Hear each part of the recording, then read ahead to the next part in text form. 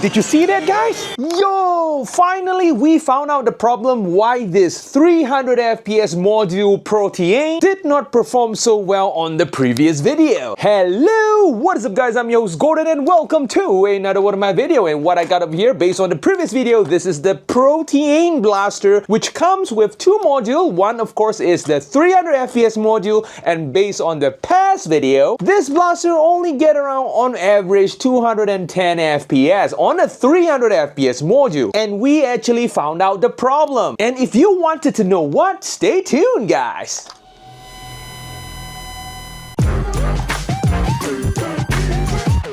Okay, before we continue, if you guys have any input regarding this blaster, let me know in the comment section down below and we'll try to take a look at it. And guys, don't forget to smash on the like button because it will help the channel a lot. And let us continue with the video. Oh yeah, one more thing. By the way, a lot of you guys have been complaining that I'm using this buttstock over here upside down. Actually, I did that on purpose. I don't know why guys, I just felt more comfortable shouldering the blaster when it is upside down. I'm not too sure why for this blaster over here. I just do not like this extra protruding plastic over here obstructing my chin, because I didn't really actually lean my chin to anything. I just want as many empty spots as possible over here to just like, you know, align my aim just like so. So yeah, chill guys. Okay, a follow-up video. So to those who didn't watch the previous video, I will leave a link in the description down below. You guys can check it out because this blaster comes with a high performance module which is supposed to be able to hit 300 FPS on paper. But based on the previous performance test, this blaster can only hit around 210-ish FPS more or less, which is definitely a far cry from the 300 FPS performance. So because of that, I actually contacted Frontline Foam, telling them the problem, sending them a couple of pictures, and immediately they found out the problem. So the whole reason why this blaster can't perform well is because the 300 FPS module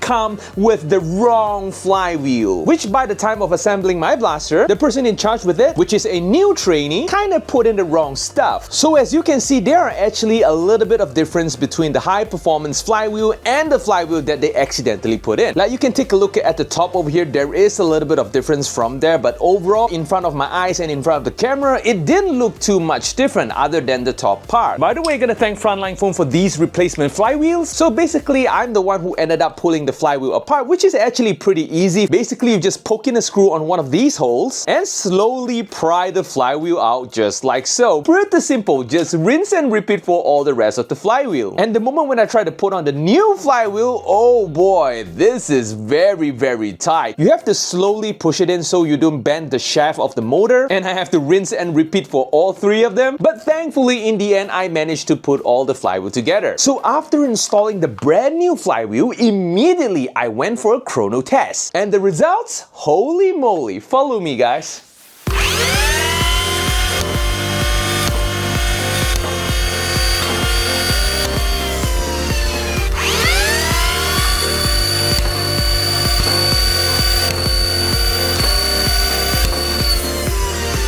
Okay, today we're gonna test this blaster at a 20-meter range that I managed to secure today. Shout out to my buddy, and we'll see how it goes. Because I know you guys had already bought with a 10-meter test. Let us try something new, guys.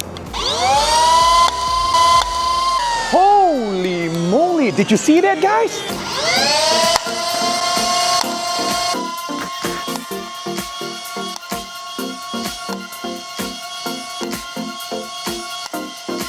Holy moly, I absolutely nailed it. I mean, that kind of accuracy for a flywheel blaster is totally unheard of. Holy moly, take a look at the aftermath of the darts. The only downside with a high performance flywheel blaster is definitely the loud flywheel sound, at least for the 300 FPS module. But if you guys run a 200 FPS module, the sound is actually pretty acceptable. Okay, we are back guys. So as you can see, the performance improves a lot. If we actually use normal worker darts, it can go from 233 FPS all the way to 242 FPS. And if we actually use something like a bamboo dart from Dart Zone, it goes up to 242 FPS all the way to 251 FPS. Yes, it still did not hit the 300 FPS mark. But at least the test result now is pretty dang close to what Bradley Phillips get on his test. With the 6-degree B car over here, hitting a target in 20 meters is not a problem at all. In fact, Bradley actually hit targets in 30 meters. So am I satisfied with the 250 FPS performance over here? In most of my games, that over here is more than enough. In fact, that's like the FPS limit for most Malaysia Pro games. So yeah, at least for me, I'm happy with it. So what's your thoughts, guys, about this blaster? Let me know in the comment section down below. And what might be the problem that this blaster is not able to hit the 300 FPS mark? If you guys have any input, do let me know in the comment section down below as well. Is it because we do not use a 4S LiPo? I mean, just let me know, guys. So yep, that's all for today, guys. If you guys like this video, feel free to smash on the like button. Don't forget to click on the subscribe button as well as the notification bell. So yep, go ahead and check it out. And I'm going to see you guys